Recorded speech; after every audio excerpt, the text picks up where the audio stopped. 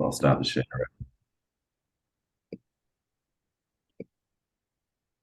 All right. So, good evening, everybody.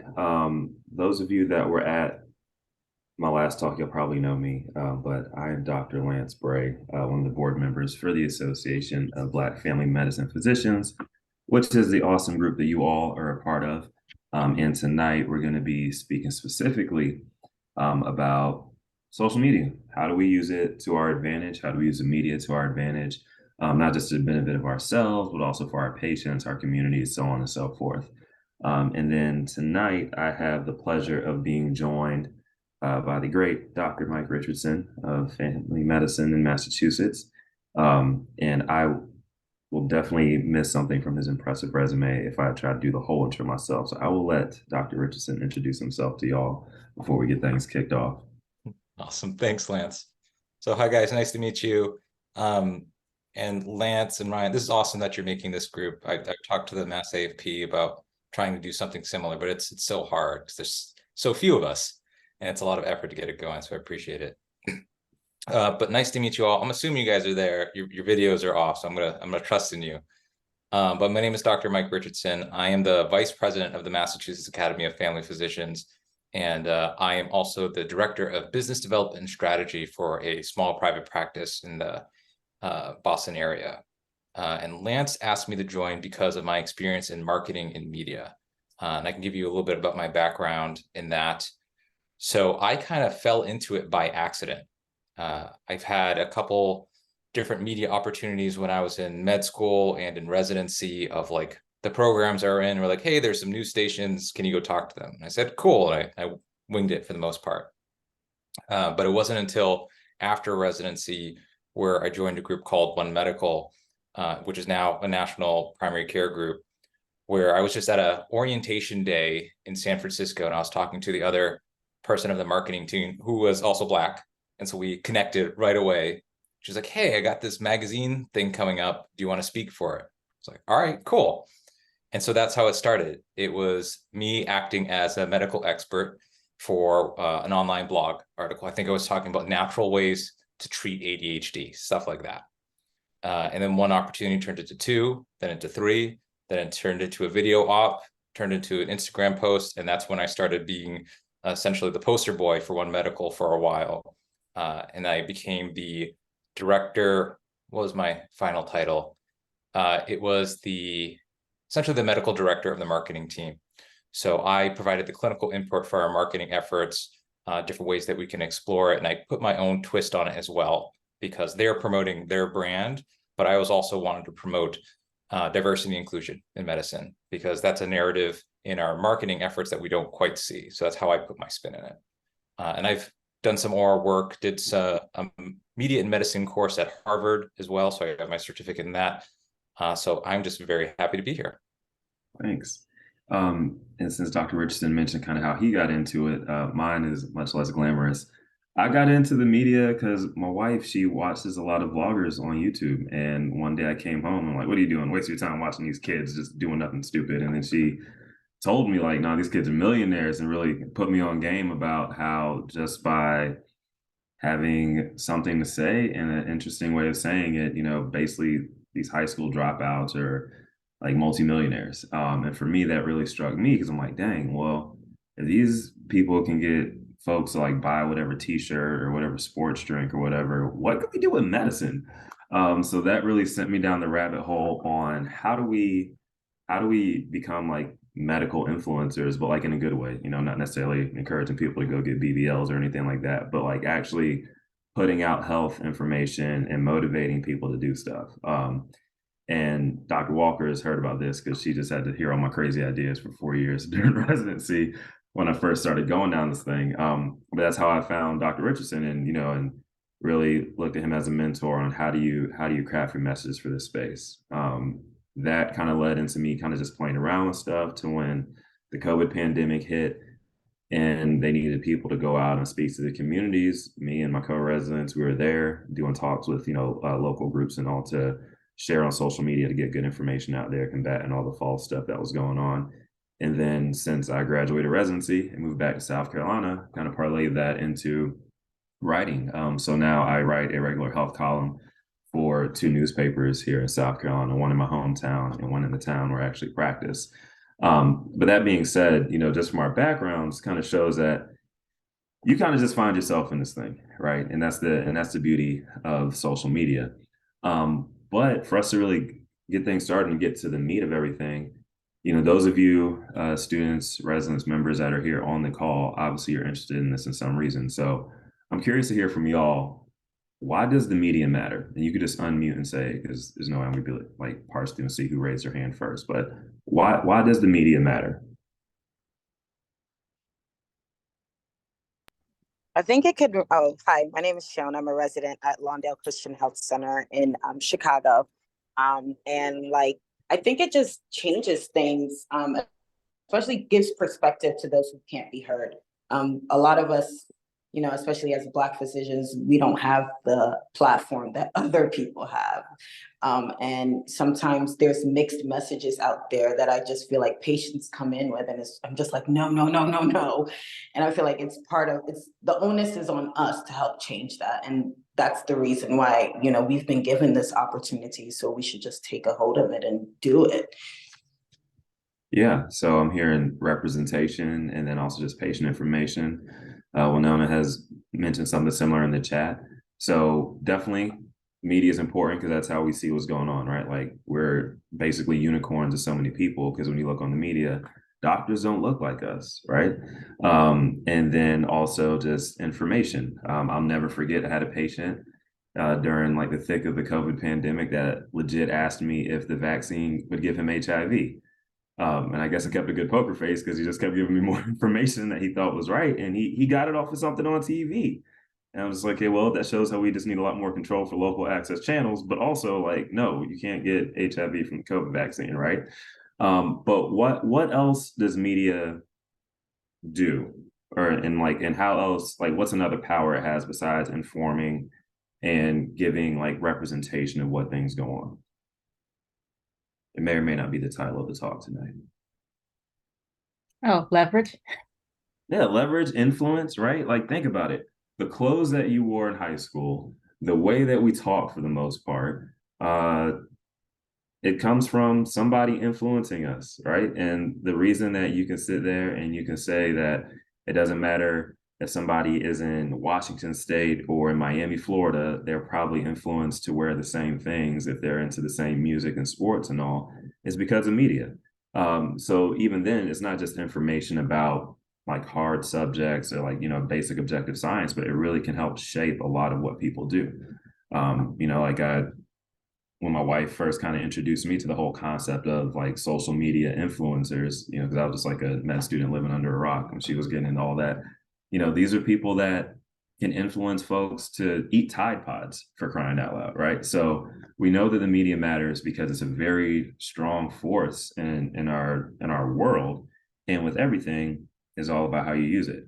So some of us have kind of already got to what we're saying, but what can harnessing this power of the media do for us as physicians?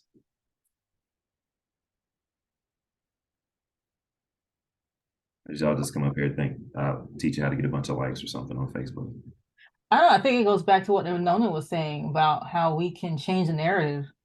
Because there's so much missing. I agree with her. There's so much misinformation out there. And it's I hate to use this word, fake news.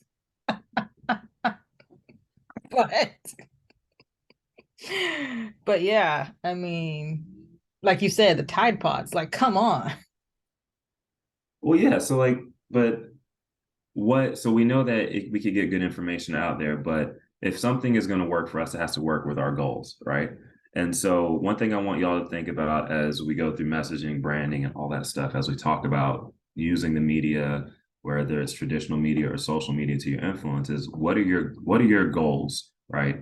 For me, the whole reason I ended up on this journey for myself was like, my goal was like, yo, people need to know better. Like, I'm a firm believer that if you knew better, you do better. So for me, social media at that first, or media in general at that first glance, was hitting that goal of advocacy. whether it's advocating to my patients healthy ways to live, or even using the media to really shine a light on what my patients were going through in the real world, right? And then for me, it kind of then morphed into, obviously you're graduating residency, you need a job. So then that goal comes into like, how do I use social media for people to know who I am? Because like I wanted to move to a state that I hadn't been practicing in, you know, that I really hadn't been in since I graduated med school. So as we talk about this, I want y'all to really think about your goals that you have, you know, obviously from a patient care perspective, but also from a career perspective.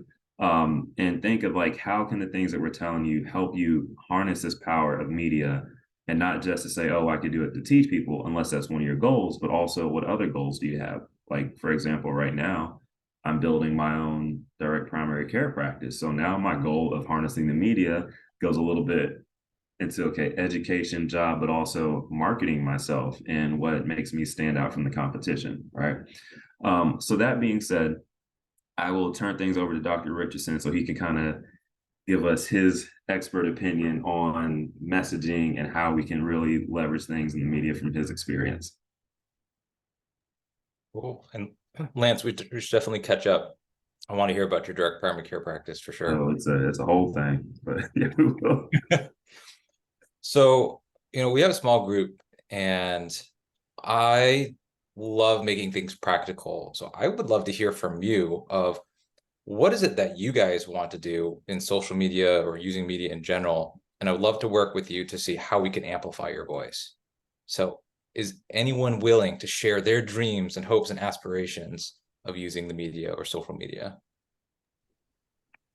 Me if and no one goes. um, I don't know. I have this urge, probably about the beginning of medicine, of my residency. I matched into like a faith-based medicine type program. We're a Christian organization, but a lot of the care we do is around like, you know, how to, you know, have faith and Christianity. How do you mend those two things? And religion as also a part of care for people, even without discriminating and also without like, you know, judging patients. And then also, you know, it's not a lot of Black people in this. These programs are usually down south. So it was very nice for them to open one in, you know, in Chicago, middle Chicago, now a residency program that's helping to do this. So it was like the best of both worlds for me. And then also I'm Nigerian and I'm pursuing family medicine. But then also I want to be able to do an OB fellowship later, which a lot of people kind of don't do because they think, oh, when you're an OB and you're a fellowship and it's not like you're not a full OB, they kind of cast a downlight on it. So I really wanted to remove that. And that's why I like kind of started my Instagram page, which ain't moving nowhere. But I've just resorted that one day something's going to happen. I'm just going to keep on moving. But I really just would like, you know, part of me attending tonight was just for me to get a better understanding on, you know, what the field is, because I don't know much about the field unless I look at all the medical influencers. And I don't think I have the same personality as a lot of these medical influencers just because I've seen them in person and they're not as kind and open-hearted as me. So like, I'm like, I think maybe that's my niche. But I guess I don't know what to do and when to do it and how to make the most impact, especially in the field of bringing people with my unique story. I'm a mom, I'm a resident, I'm from an IMG school that's also kind of looked down upon sometimes. So that's what I'm trying to really put out there, that people can really do it. Awesome. And so I think there's so much there. There's a lot of great stories there that this would capture so many people. I think it's just narrowing in on the focus a bit more. So say I pull out my magic wand, right? You all of a sudden have 3 million followers in whatever social media platform you want. What would you do with that? It's a very hard question now that I think about what you just said. Yeah, where is my focus?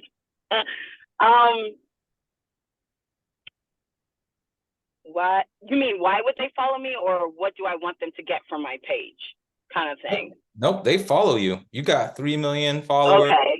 And they are ready to do whatever you want. What do you want them to do? Why are you doing it?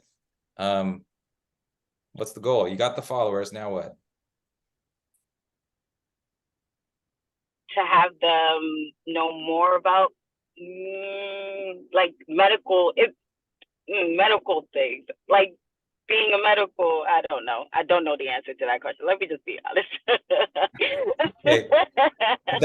That's why I asked that, because we get so caught up in this social media game. As Lance said, you're like, oh man, these kids are just posting stupid pictures and making $1 million. Like, I know stuff. I should be making like $1 million. And you could just say, hey, I want to make $1 million. That's totally okay. Make that money. It's fine. But you definitely want to know why you're doing it, because social media is a pain in the ass. You have to work really hard to keep your pages relevant and up to date and engaging. And so that's a very hard form of media to keep up. So you want to make sure that if you're going to be investing so much effort into it, you're going to get some kind of return out of it. So that's the first thing to think about of, all right, what is it that I actually want? Because maybe social media isn't the venue for you. Maybe you want to do something like op-eds, where you can serve more as a medical expert, or say you want to do social media, but maybe Instagram is not the right for you, because you want to think about who's your audience. On Instagram, you have to think about who's on Instagram, who's on Twitter, who's on TikTok. TikTok, you're going to hit millennials and Gen Z, right? You're not going to be hitting an older crowd or a very influential crowd when it comes to, like, say, legislative power. But if you want to write for the New York Times, that gives you a whole different authority and different voice and who you reach. So it's helpful to think about what is it that you want. And then you can start choosing what option of media you can use. But say you knew what you want, you had something that you wanted to do. The next thing to think about is, what's your brand, right? What makes you you? And that's hard because we're family docs and we do so much. And then there's like this whole other identity piece, but you can't have it too complex. You can at most have it like maybe 3 things. So you got to figure out, all right, when you are making content, when you are engaging with people, what is your brand? And you had a couple different amazing things in there. One, just being a doctor of color for everyone. Like Lance said, you are a unicorn. That makes you stand out. You can capitalize on that. You can focus on that. That's up to you. But there are also some other things that made you unique, is that you were interested in OB, so maternal child health, super relevant these daes. You know, if you want to do if you want to write an op-ed or do anything, that stuff is going to blow up because it's in the current news cycle. So you're very relevant with your interests. You can tie that into being a mom, right? So you have a professionalism piece and a personal piece. People love that because people are looking for authenticity. People can smell fake stuff from a mile away. They want real, they want authentic, which is really hard to find. And so there's a lot of different angles that you can go with it. I thought what was really cool was this faith, I might be misquoting, but this faith-based medicine in a way. That's not a narrative that we hear a lot, but how do you mix medicine and religion? That's pretty cool, and you'll get a different type of audience. And so I think you have so much to work with when you're thinking about your brand. And I'll wrap up with one more thing. So number 1, you figure out what is it that you're using media for? What's your goal? Number 2, you think about your brand. You know, when people think of you, they are going to think of X, Y, and Z, and you're an expert in X, Y, and Z. So that leads to my final piece, is what makes you an expert? What makes you an authority in that topic matter? So we're all doctors or becoming doctors. So we are an expert in health, right? Whatever that means. No one can take that away from us. And we have that validity of that degree to help us with that. But you could be an expert in health for other ways. So for example, one of my brands that I fall into sometimes is sports medicine. So I'm a family doc, makes me an expert in health. I'm not a sports medicine doctor though. However, I exercise a lot. I play basketball, I do kickboxing. I was a personal trainer in the past. All of those things build me as a doctor who is an expert in sports type medicine, but I'm not a sports medicine doctor, but it allows me to speak to it. So it's thinking about what are those things that build that authority and make you an expert. And those can be external things like degrees or titles, but it could be also personal things as well. So like your own personal experience, like being a mom, you know, then you could start talking about what does it mean to be a parent. It's very hard to talk about what it's like being a parent when you're not a parent yourself. Mm-hmm.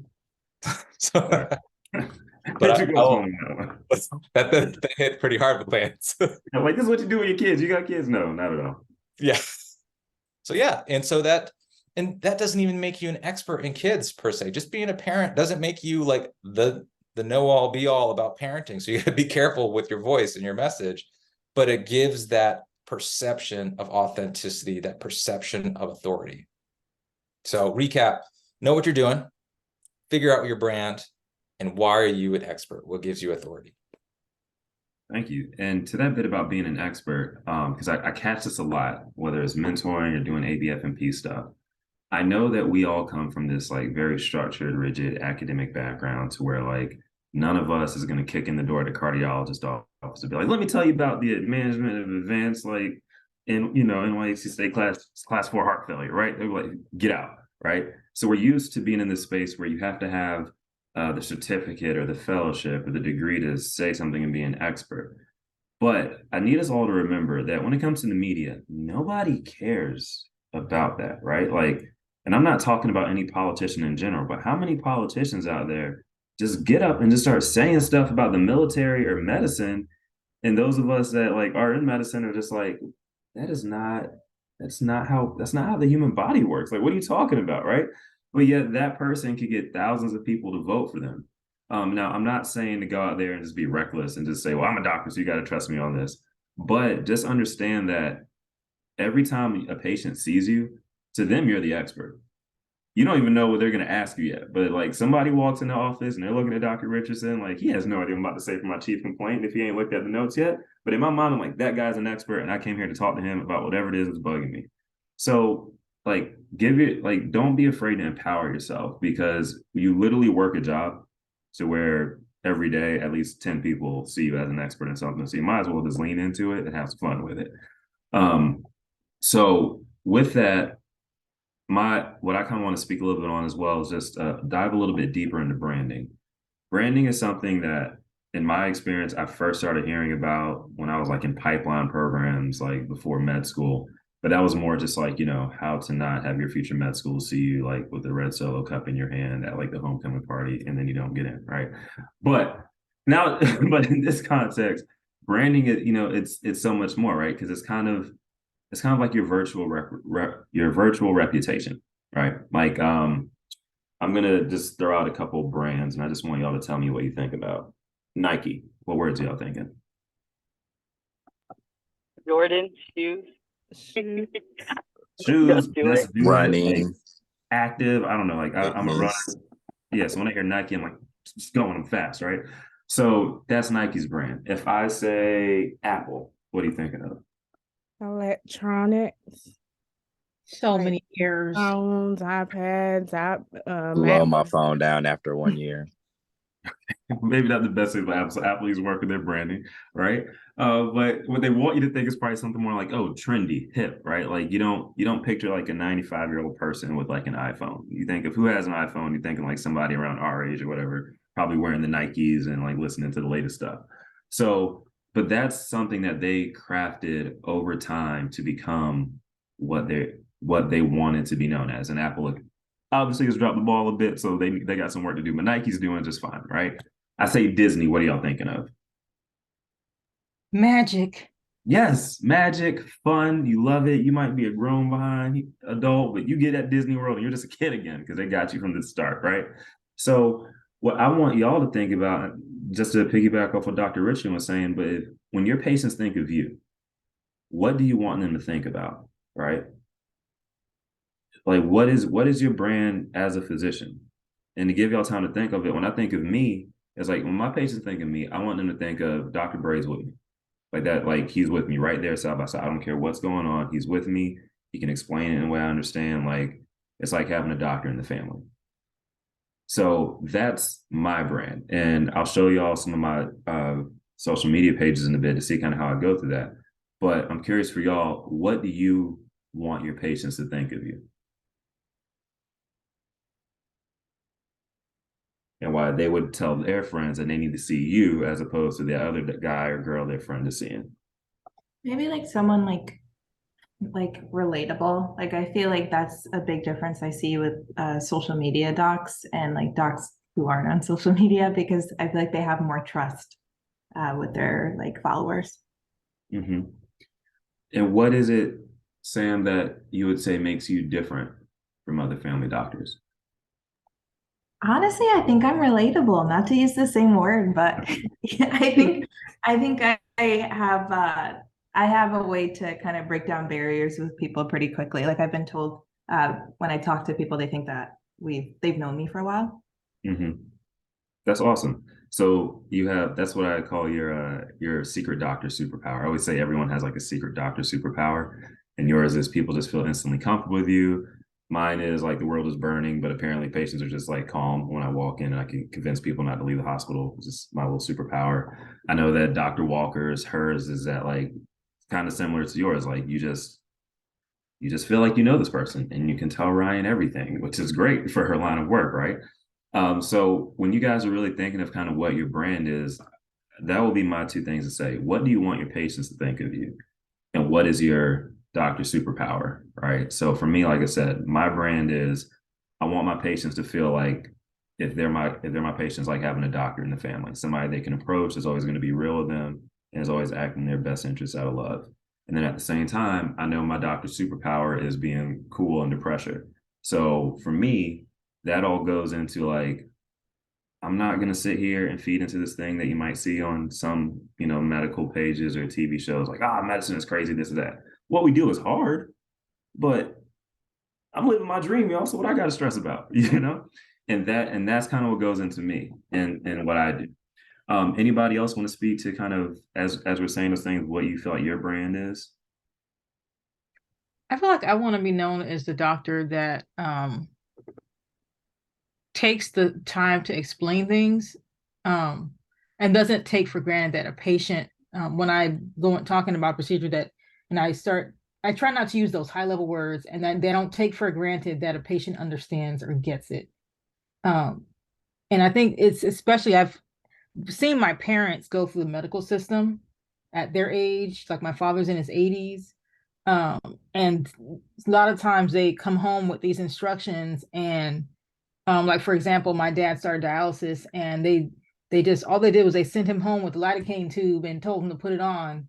He didn't know how much to put on. He didn't know where it was supposed to go exactly. Like there was so much missing from the explanation for this. And I want to be known as that person who understands that how much these patients need. Well, and I think that's an important part you bring up as well is, kind of where we come from really influences what our brands are, right? Like we've been saying it from the jump, and obviously this is the AB FMP, right? So like a common denominator for background for all this on this call are we're Black, but there's also little bits about that, whether it's, Priscilla talking about her dad not really being told the things he needs for like very important, medical procedures and all. Or for me, I work in rural South Carolina in a really blue collar town. And so the thing I know that separates me from a lot of the docs around here is like, this is the kind of place I come from. Like, I'm not some guy from the rich town over who like went to med school and now I'm here because there's a bunch of poor people that are sick and I can get money that way. For me, it's just like, when I look at my patients, I see my friends, I see my cousins, I see my siblings, and it's just like, we going all in because I'm not going to let my brother die of something stupid. So I'm not about to let some person here in Newberry County die of something stupid. Right. And now with that, like Dr. Rich said as well, what do we do with it? Right. So we have an idea now of who we are. We have an idea of what we want people to think of us, but what do we do with it? Right. Like, okay, I'm like a down to earth, chill guy, and I'm always gonna like explain stuff to you and be real with you like you're my family. But is that something that's gonna be perfectly expressed through pictures on Instagram?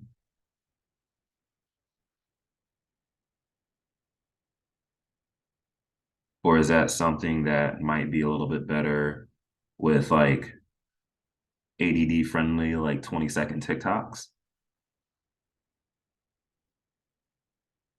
Or maybe it's better spent with a little bit longer posts, a little bit longer videos that I put to Facebook.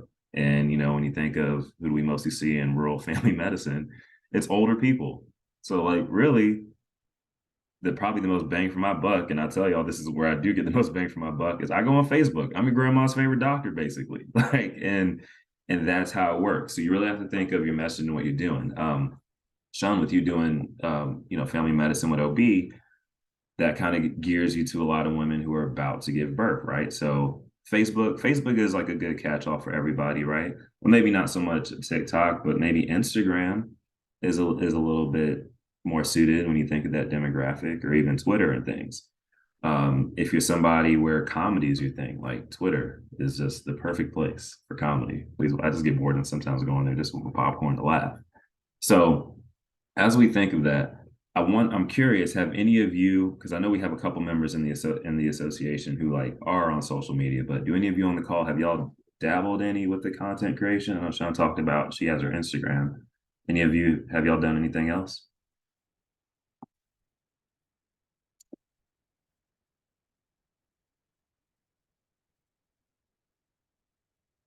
Sorry if you haven't. So that being said, when it comes to content creation, I see some no's and some not yes in the chat. Winona's retweeting relevant post. So as we've been talking tonight, some things that popped in my head for those of you that have been doing stuff. I think talking about retweeting relevant posts, sharing things, that's very helpful. Because one thing I feel that people don't do enough of that is kind of like hand in hand with all this is collaboration. So, for example, if you retweet something and somebody is in the same space as you, that could be somebody that can then retweet your stuff or repost your things whenever you have something, but also just coming together to work with people. One thing that I kind of took off with the playbook, as I was noticing the folks that do just regular social media influencing, is it's a big part of it is content creation. Like Dr. Richardson says, it is aggravating because if you want to stay relevant, you need to be posting regularly. Ain't none of us got any kind of job set up where we could post every single day. I've tried it before, hella hard, would not recommend, but maybe it's something about posting every week. But also if you work with other people, so Sam, for example, you say, a lot of your brand is being very relatable. Vasily said the same. I said the same. Sounds like the three of us could probably put our heads together and make things and share that amongst each other, right? But then also you have to think of what content is better suited for you. Anybody on here really like to do dances on TikTok? All right, so nobody's jumping at that, right? Oh, we got one. Okay, see, so that's something that works to Sean's advantage, right? So you have to find different things that work for you. And what I'll do now, as we're coming near the end, definitely keep putting questions in the chat. We're going to make it more open forum, but then I'm just going to pull up an example of different forms of social media, because obviously we talk a lot about Instagram, Twitter, Facebook, but LinkedIn is one that I don't think we think about enough, right? Especially when you're trying to do professional networking, getting jobs. Like we said, Twitter, Facebook, TikTok, more on the patient education tip. But then depending on what your goals are, you can use all of them together. And I also would love to show you guys something called Linktree that really helps you organize everything in one place. It makes you look more professional than you probably actually are when it comes to the social media stuff.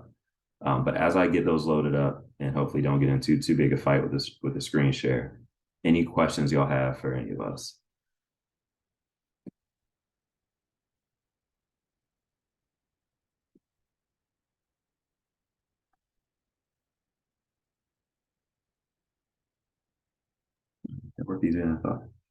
Okay, so we talked about Instagram a lot, so we'll start with that.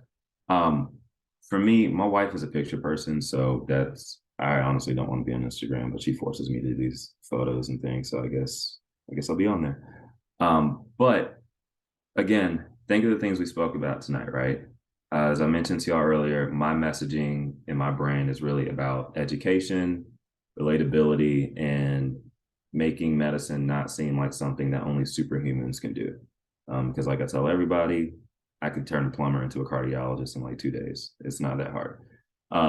So as you see here, when we talk about messaging and branding, everything really needs to be consistent, right? I would highly suggest, if you don't have it already, that you have a separate like page for your, like a professional page and a personal page. I have a personal page on Instagram that has like stuff going back to like high school or whatever, or like early years of me and my wife dating. But here on the House Calls Dr. B page, all about health, being healthy, and just me being like weird and a doctor and stuff, because that's my brand, right? And thinking of what the platform is suited to, Instagram is obviously photos and videos and things like that. So what I like to do is, this is where I share food. And also because 9 times out of 10, if I'm not looking at sports stuff on Instagram, I'm looking at food. So for me to really model healthy eating, if I make something like this, like grits and kale that day, or if I go out to eat and have something that's a little bit healthier than what I could have had, like, you know, that day in Boston for breakfast, I had this, except instead of going next door and getting like the triple egg, quadruple bacon, heart attack sandwich or something, put it out there for people to see.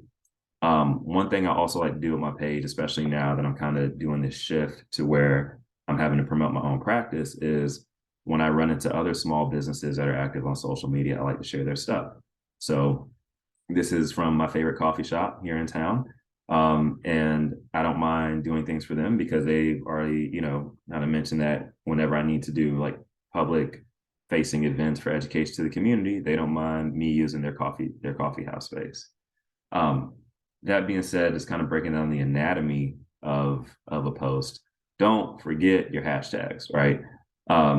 Just because different things will let people find you. There are places that just look specifically for hashtags. So some of you probably click Docs of Insta, and then you see all the doctors that are on Instagram and doing stuff, right? So don't neglect those. Too many times I see posts that are just naked when it comes to hashtags, but those are really kind of like the things that help you be more searchable when it does come to social media.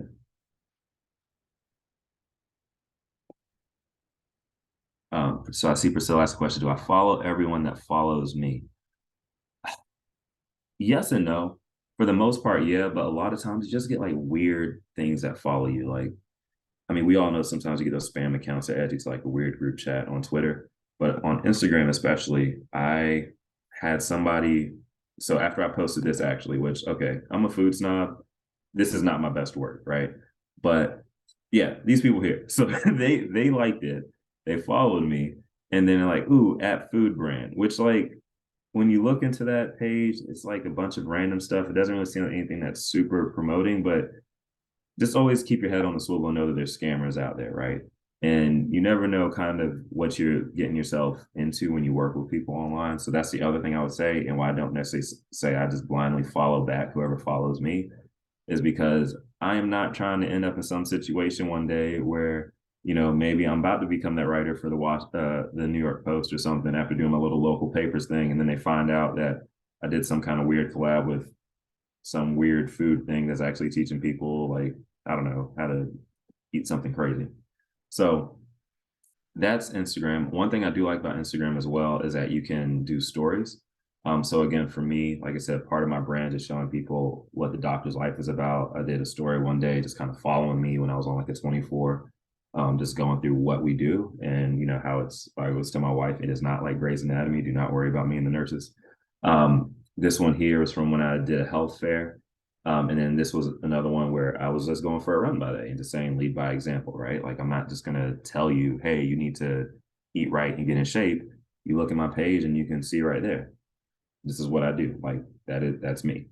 So that's Instagram, which is probably one of the more involved ones, or maybe just for me, because like I said, I am not by my natural nature a picture person. But any questions about Instagram before we move on from there?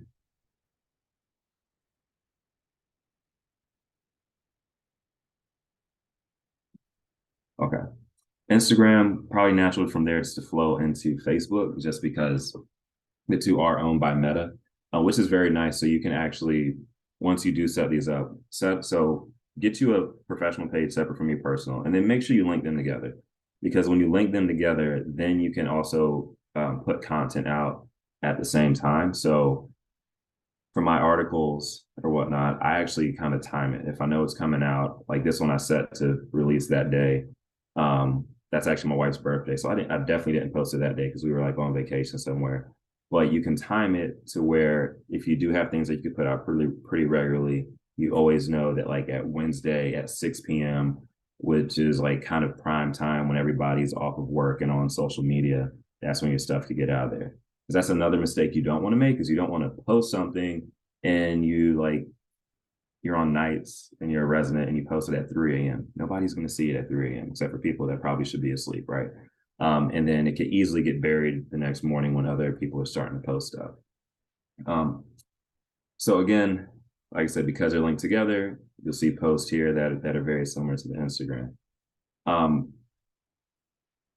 The other thing about Facebook, like I said, is for a lot of you, because Facebook is the one that we've probably all been on the longest, this is probably where I get the most bang for my buck with followers. Like my Facebook is probably one of the most boring pages of the ones I have, but I already like just from a few things, I have like 182 followers. And that's just because like all my friends and family from back home, they saw I was doing something, they wanted to link up with it. So don't be afraid to also lean into the natural networks that you already have. Us being Black, being physicians, we've got a lot of support all along the way, or else we wouldn't be here. So don't be afraid to lean into that. And then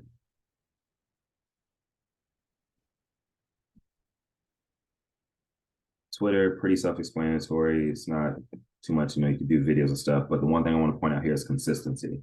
If you're going to build a brand, you have to be consistent across them all, right? Like you don't look for Nike's different social media stuff and they all look slightly different. So if you have a logo, put your logo on things as much as you can. If you have a headshot, put that headshot on things as much as you can. And I think another very helpful thing is try to have your tag be similar throughout them all, right? It doesn't make sense to have @Rochelle Insta, @Rochelle FB, unless people have just taken all the Dr. Rochelle tags. So as much as possible, I try to have all my things be @HouseCallsDrB. That way, if a patient can't remember anything else, or they just know Dr. B and they're in there. And then last thing I did want to show y'all, because it's something that not a lot of people know about. I highly suggest you get a Linktree, or there's other kind of like services that can kind of put everything in one place. But a Linktree is a good way that if somebody's on one page, they can click and then see all your other stuff.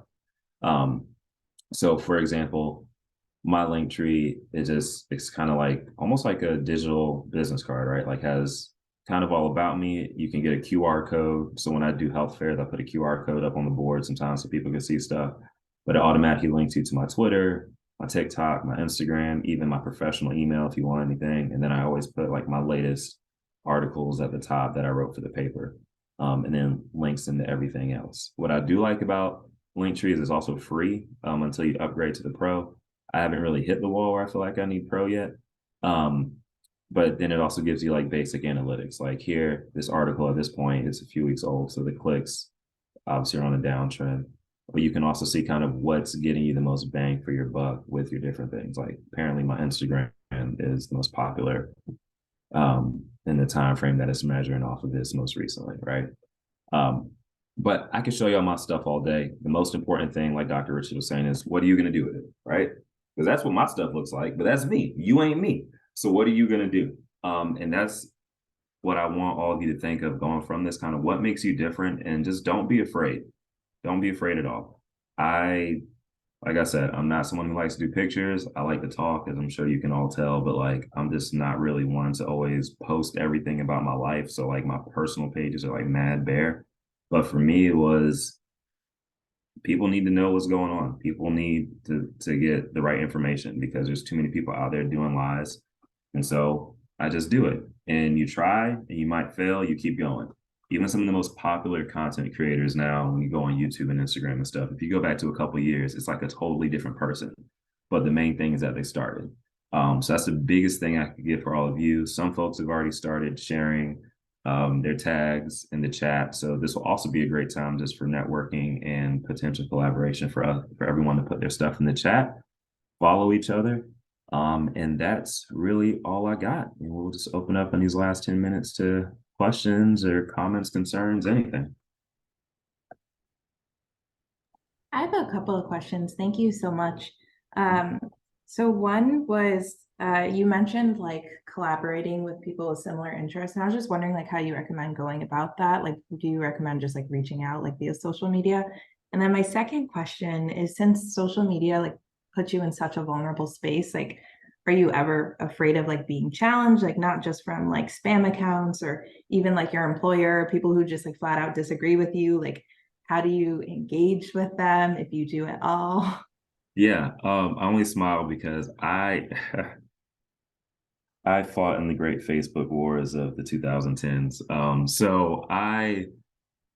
My fingers stay ready. So for me, if people do challenge me, I just go back at them, right? Like I think one thing that's important to remember to your, kind of to what you asked, Sam, is like, how are they challenging you, right? Like you're never gonna make anybody happy. I will never forget the day that I put something completely innocuous on Twitter about how I talk to people about life expectancy and changing their behaviors. And then somebody just decided to try to say like I was being a mean doctor.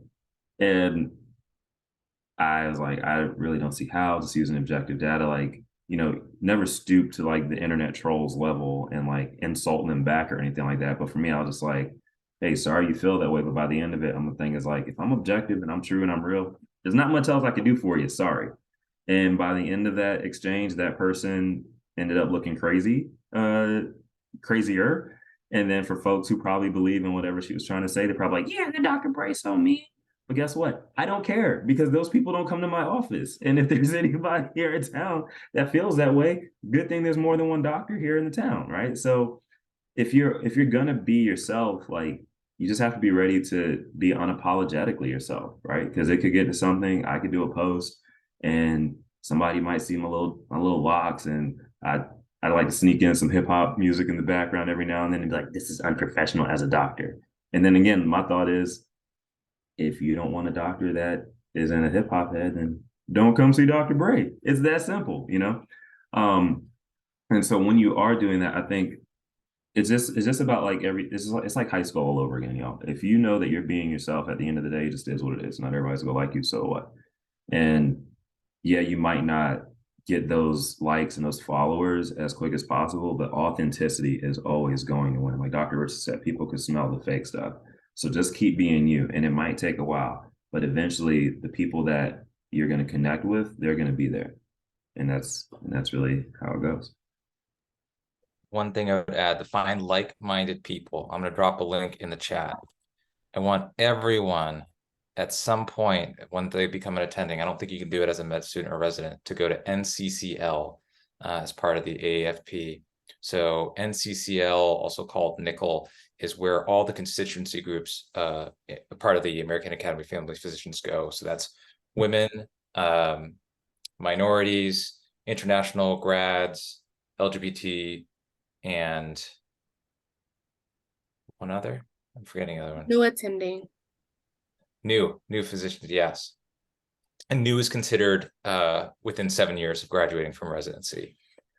It is an amazing conference because you can network and meet other people just like yourself and just not feel so alone. And that's a great way to exchange contact information and self-promote.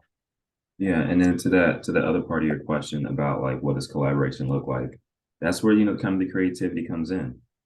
It could be something as simple as, if the people you're working with, you're all writers. I mean, if any of you are into writing, I have no problem, like my next post for the papers or my next article for the papers down here, I have guest writers that put in stuff with me and we go from there. If it's something as simple as, okay, let's say, me and Sean, we're going to do a talk where we're going to do a live on a future Sunday afternoon about how do you be a devout Christian, but a physician at the same time. That's something that will appeal to all the people that act like, oh my gosh, you can't be religious and be a doctor. Like, yes, you can. It's actually pretty simple, so it's really just the only limitation is your creativity. So again, that's why, I would encourage you all just to be bold, be brave, and be yourself. Thank you. Yeah. Nona was also wondering how you show yourself as a real person with low interest by still being safe. Could you speak to that a bit? What do you mean by being safe while showing your real self? Yeah, I was just talking with a friend the other day who like basically like scrubbed all of her social media because she didn't want anyone to like, I guess, hunt her down based on like the things that she shared. Um, I guess like being like authentic and like being yourself and like talking about your interests and stuff, like how to do that in a way where you aren't being vulnerable to like people trying to find you. Yeah, so that's a very good point. For me, my wife is in the military, so she always scrubs everything to make sure whenever I post something, it's very safe because they got training on how the terrorists like will find your family if you're not careful.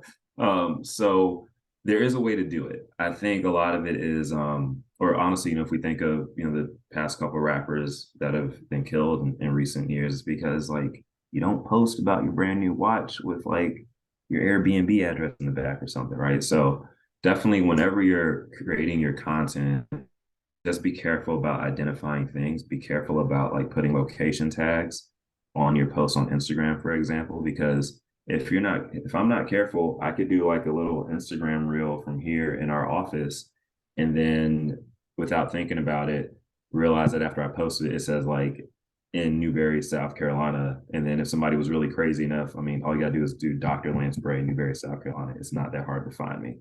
But that being said, it's also not that hard to find anybody.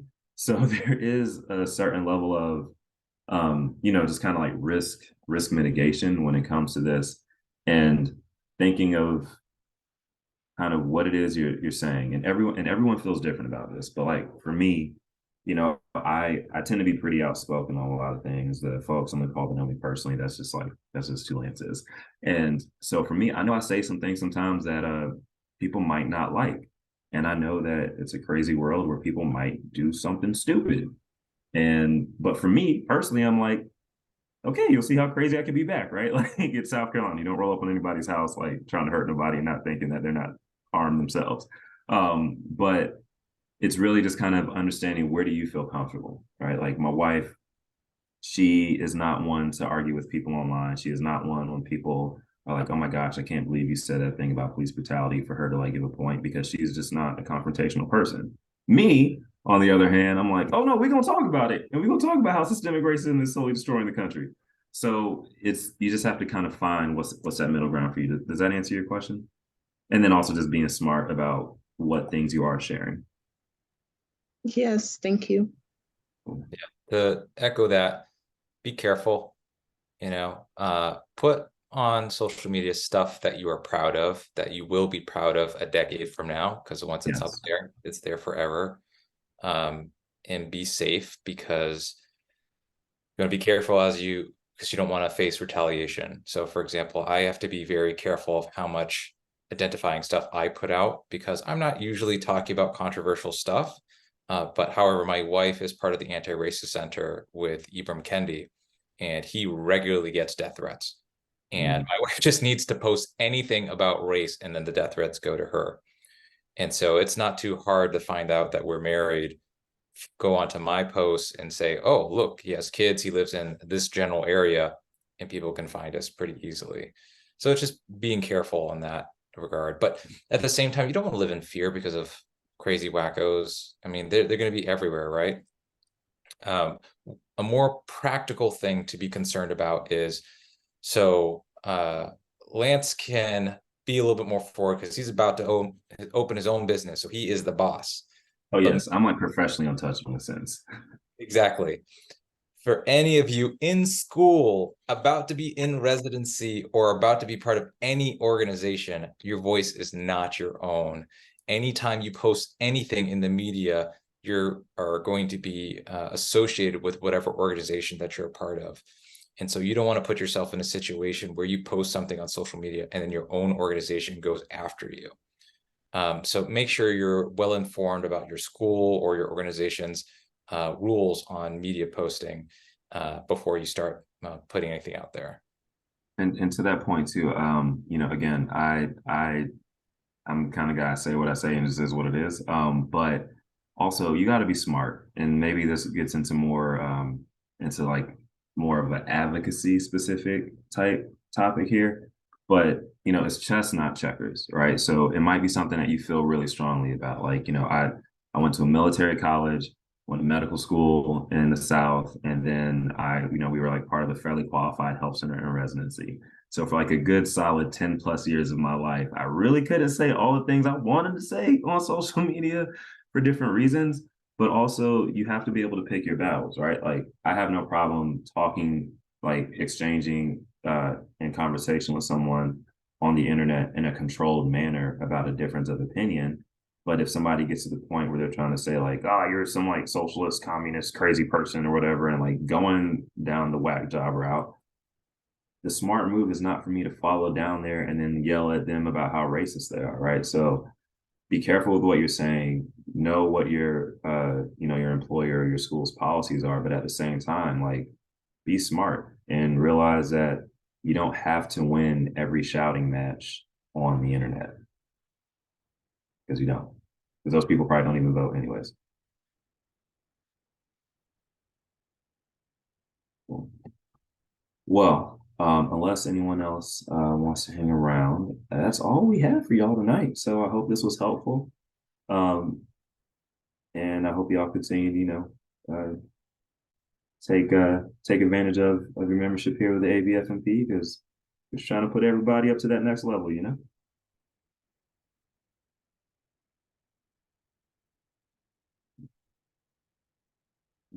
So I'll turn things over to our executive director then.